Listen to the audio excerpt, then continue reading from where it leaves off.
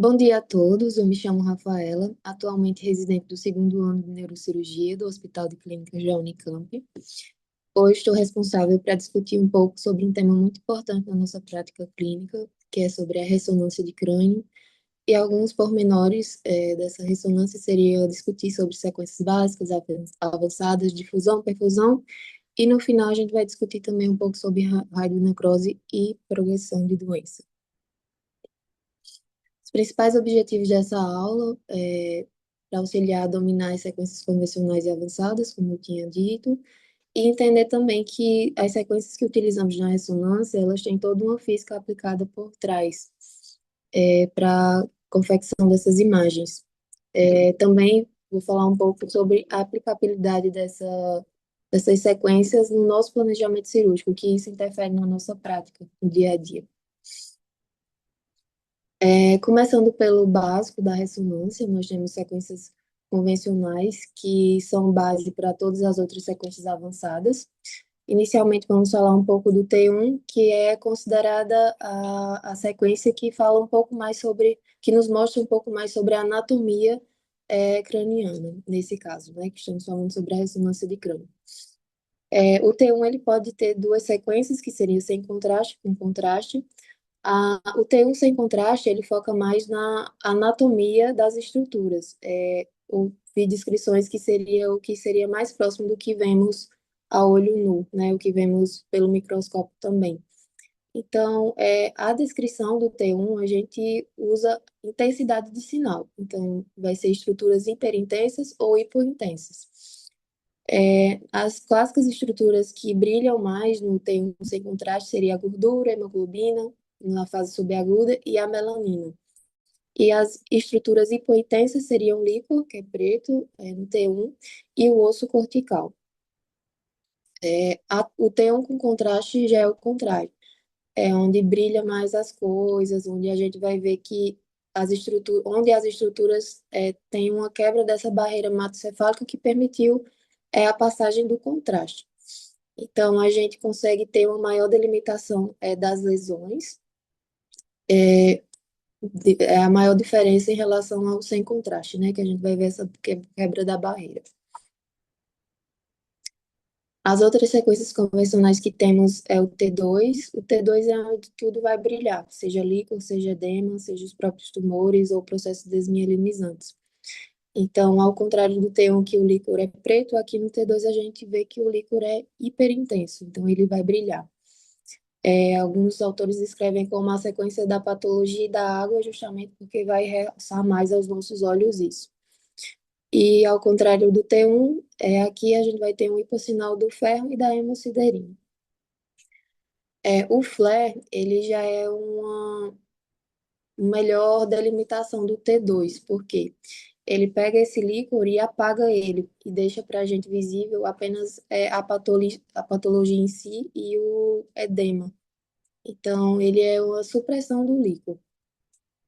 A aplicação para a gente seria uma delimitação melhor dessas lesões, porque às vezes lesões periventriculares a gente pode ter uma confusão nas margens, justamente porque o líquor e o edema também brilham no T2, então o flare vai suprimir isso e nos dá uma maior delimitação dessas lesões.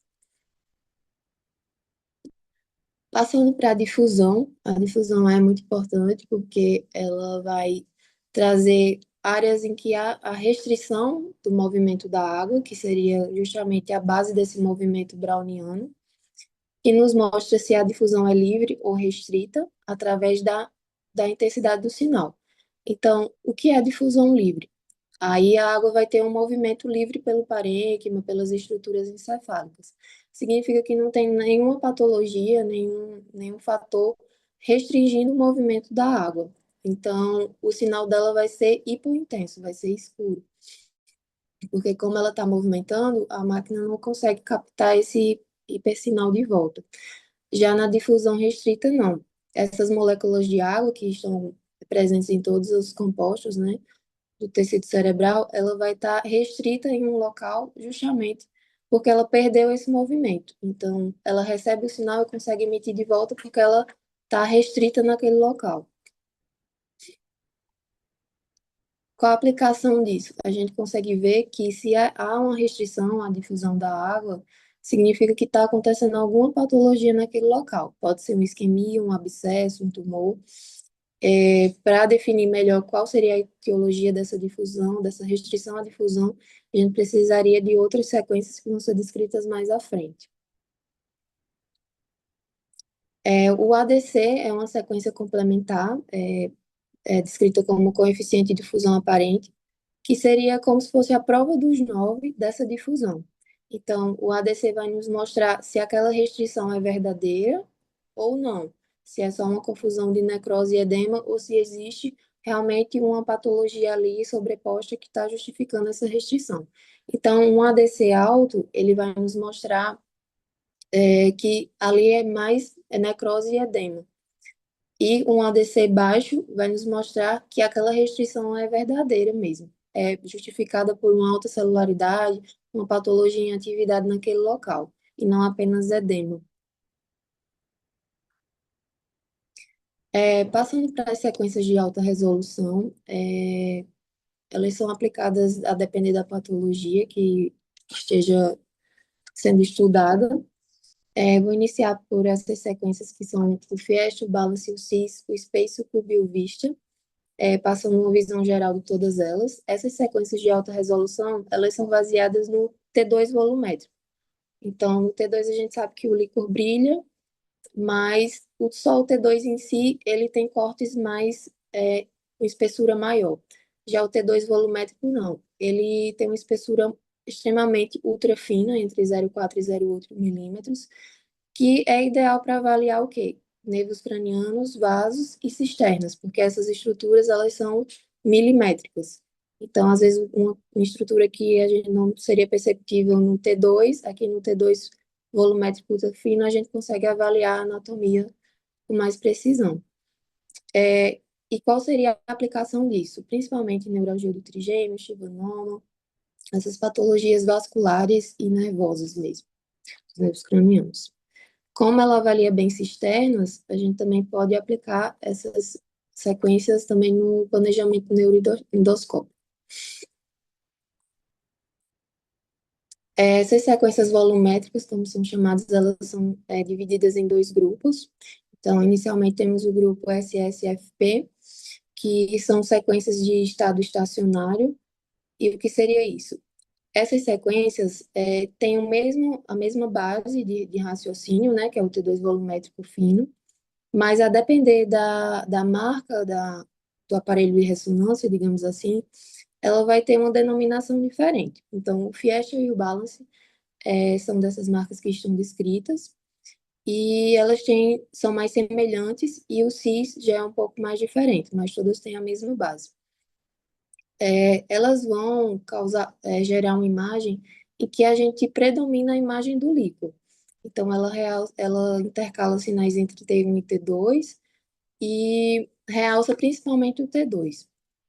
Por isso que a gente tem um apagamento do parênquima e um realce maior das cisternas, porque é onde o líquido está brilhando mais intensamente. Já o CIS é uma sofisticação maior do Fiesta, porque ele vai ser processado, digamos, duas vezes em fases diferentes com a combinação dessas imagens. E qual seria o objetivo disso? Justamente eliminar os artefatos, porque a depender do local da lesão que a gente esteja estudando, às vezes pode emitir um sinal e causar interferência no que nós queremos ver. Então, ele acaba eliminando esses artefatos. No segundo grupo, nós temos o grupo TSE, que ele é uma sofisticação ainda maior em relação ao outro grupo. Ele processa as imagens com mais precisão e também gera imagens em 3D, que permite a famosa reconstrução nas sequências clássicas, né, axial, sagital e coronal.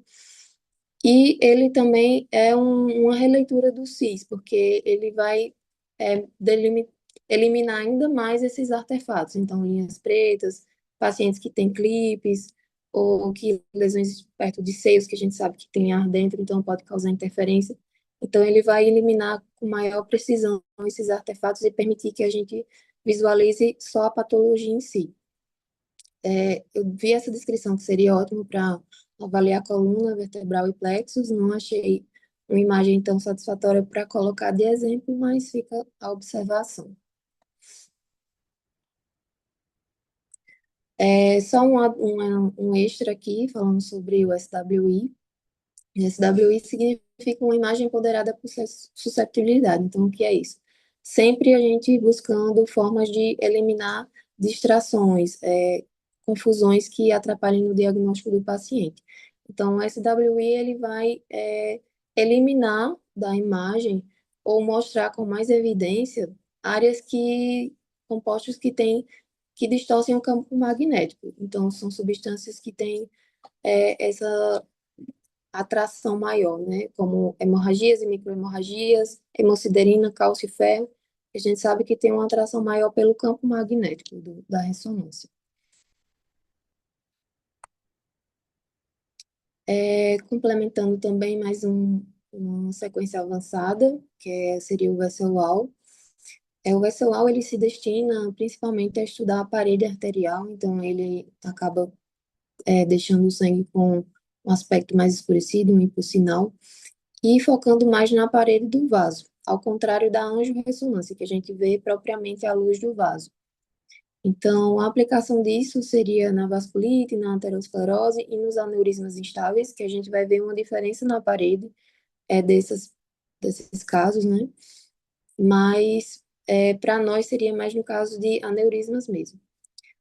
Acredito que a aplicação maior seria na neurologia, nos casos de dissecção e de aneurismas para a gente.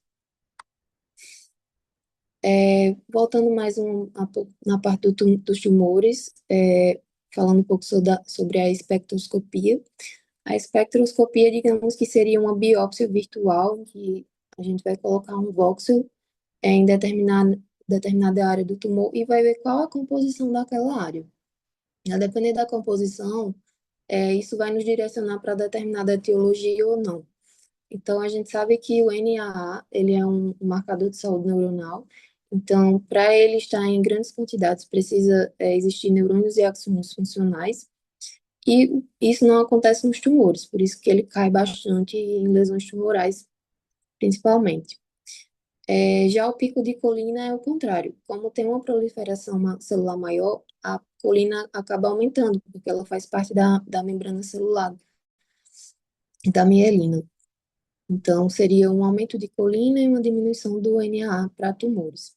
A creatina, digamos que é um ponto base ali para comparação, não é nenhum marcador específico em si de etiologia, é mais para ter uma base. Já o lactato, não. Ele é um marcador de anaerobiose, de déficit de oxigênio, presente em lesões como abscessos e necroses. Então, ele vai estar bem aumentado nessas situações. E os lipídios também são marcadores de destruição e necrose. Então, no geral, a gente vai ter uma queda do NAA, aumento da colina e aumento de lipídios em tumores. E o lactato que vai dar um norte maior se seria o abscesso, o tumor ou não. Aqui do lado eu deixei um exemplo da curva que a gente vê o gráfico.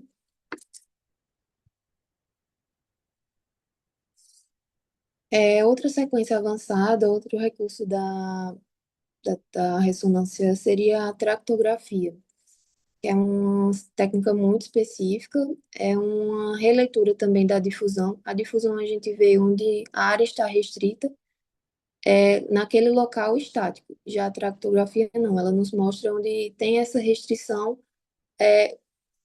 ao longo de toda uma estrutura, né? Não é só restrita naquele local. Então, ela nos mostra para onde deveria se mover determinada coisa, mas não está acontecendo devido à presença de alguma lesão que interrompe um trato ou não. Ela é baseada na difusão anisotrópica, mas antes eu vou comentar na difusão isotrópica, que é tudo que a gente já viu antes. A difusão isotrópica é aquela difusão que a gente vê se a molécula de água está se movendo normalmente ou se ela está restrita.